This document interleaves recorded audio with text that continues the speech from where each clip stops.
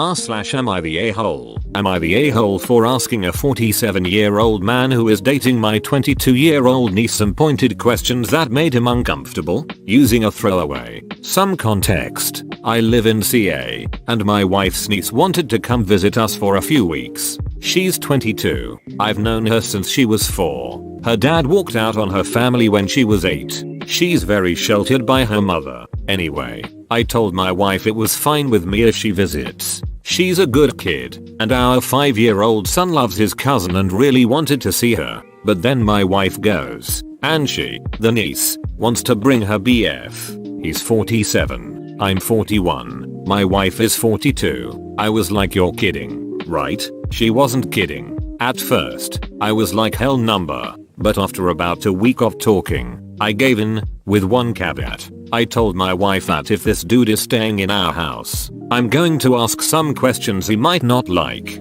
She wanted to know what kind of questions, and I gave her some. How did you guys meet and who made the first move? If the dude made the first move, it's weird. Has the dude been married? Does he have kids? Why are you, the dude, dating such a young woman? Are you, the dude, aware of the young woman's history with her father? What's the end game here? A serious relationship? Marriage? Have you, the dude, discussed what will happen if the young woman gets pregnant? I know, I'm not the girl's father, but no one else in her family is asking these questions. Her mother is fine with the relationship, which boggles my mind. So, fast forward to the visit. Niece and old dude show up.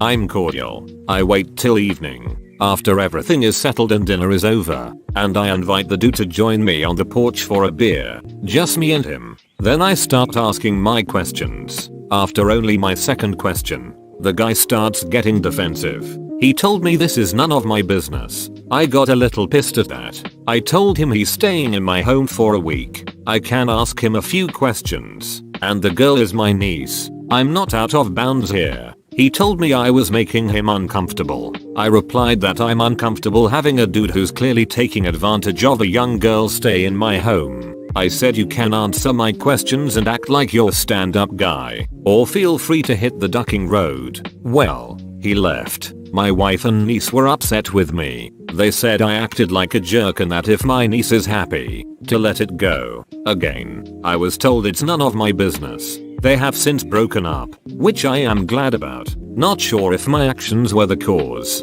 So am I an a-hole for questioning this guy? Edit. Some info. I asked my questions in the order written, and only asked him the first 2 before he got uncomfortable. I would certainly do the same thing with any older woman my son brought home. When I took the old dude outside for a beer, I neglected to mention we had 5-10 minutes of talk. We discussed the new Star Wars movies of all things. I would love to discuss more with some of you, but I was a bit hot-headed and appropriately banned for 5 days. So it goes. NTA, a 25-year age gap seems a bit weird anyway, and the fact he got uncomfortable being asked simple questions about the relationship makes it seem like he was taking advantage of your niece and didn't like being called out on it. NTA, the fact he got defensive is a red flag. It's not a huge deal to have an age gap as it's becoming more prominent. However, I can understand where he may have become uncomfortable, but in the past my BFs have been questioned, and I've been questioned about my intentions with someone's son as well. I personally feel it's just something you become accustomed to when you start dating. Not every family does this, but a vast majority of people go through this phase with their family. NTA, yes, she's an adult. Yes, she can do what she wants, but she clearly has daddy issues and the guy's taking advantage of that vulnerability. With an age gap like this, it's hard for there not to be a power imbalance, which can be hard to see for someone at 22 with little experience with relationships and adult life, as it's all pretty new. Asking some pointed questions while the man was staying in your house seems fair enough to me, as long as you weren't being too accusatory. That he quickly became defensive may be telling.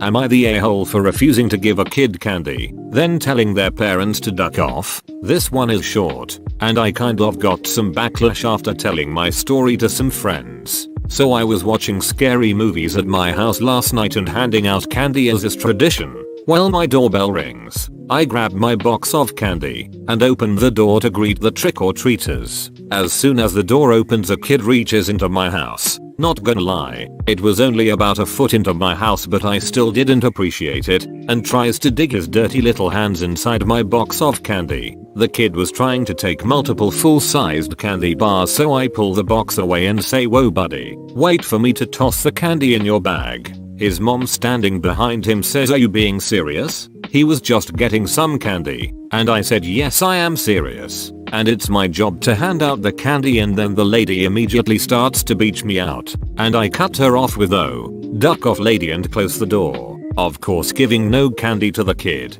My roommate heard the whole exchange and thought it was humorous. But other friends thought I was an ass for not giving the kid candy and then cussing at his mom. Was I the a-hole? Edit. I think it is probably important to note that the kid was about 11 years old, so it definitely wasn't his first time trick-or-treating. And I said, "Oh, duck off," in my normal oral voice, if that makes sense, and just closed the door. Didn't slam it. I just wasn't about to get into it with some random lady and disturb my night.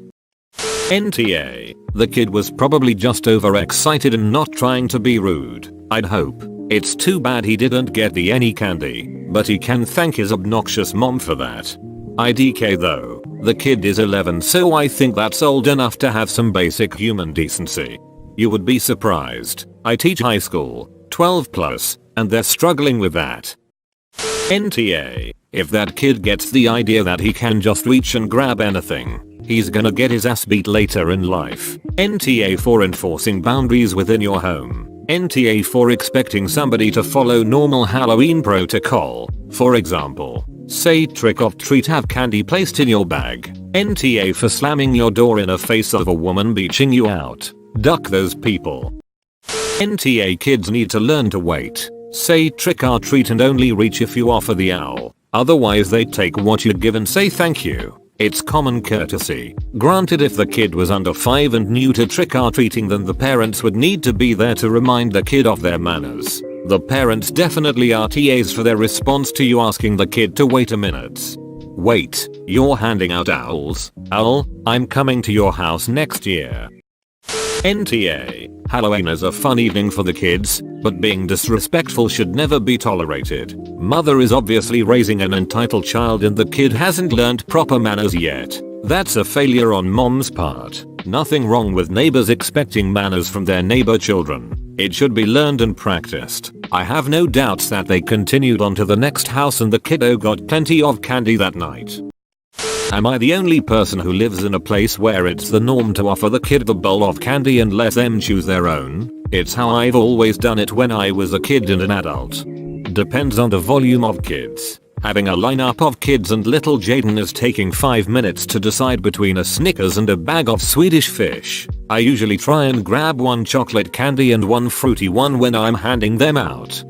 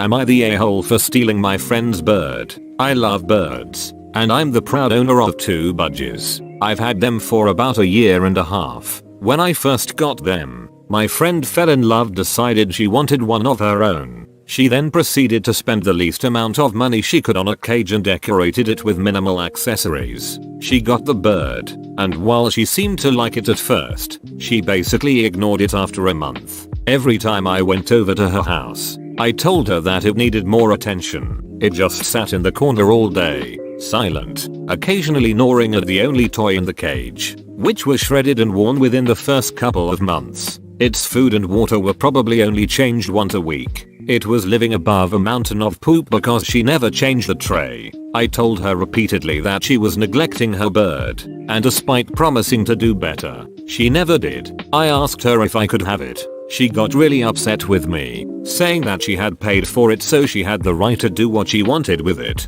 I felt really horrible every time I went over there. I decided I wanted to steal it. I felt like I could give it a better life. It could even make friends with my 2 birds. I just couldn't let it live the rest of its life unhappy in the corner of a cage, doing nothing. So I did it. She was in the bathroom, and I took a shoebox I had hidden in my backpack and got the bird in. It was scared at first, but it calmed down in the box. I left without even saying goodbye. Soon after I got a phone call which basically consisted of her yelling at me for a long while. I said that I'd give back her bird if she bought it a bigger cage, more toys, and promised to take better care of it. She once again used the argument of, "It's my bird, I can do what I want with it." I took it home, where it livened up in the presence of my 2 other birds. It began chirping for the first time I had ever heard. It seemed very happy. This was all 3 days ago. My friend is still extremely pissed at me for not giving her bird back and is saying I'm being an a-hole. So Reddit, am I the a-hole? Morally, NTA by a long shot. Legally, you are very much tay. People who say that everyone sucks are conflating these 2 aspects. In any case, I think that you did a good thing and you should be proud. Your friendship is over, but you now know that your friend is not a good person. Keep the bird. Move on with life. Edit. Holy cow. Thanks for silver. Edit again. Now gold. Thanks a lot. D. NTA, but you should have left a decoy so it would have bought you a few days of peace. The friend probably wouldn't have noticed it until like a month in when the burb gets interesting again. It stopped pooping and eating. Must be hibernating. NTA, I mean, stealing it isn't great, but I have the worst time watching animals suffer. I bet she doesn't care in a few days, but she probably won't be your friend again. Some things are more important than friendship. Also, when something like this happened, I would question whether I could be friends with someone like that, because in all honesty, I would have no respect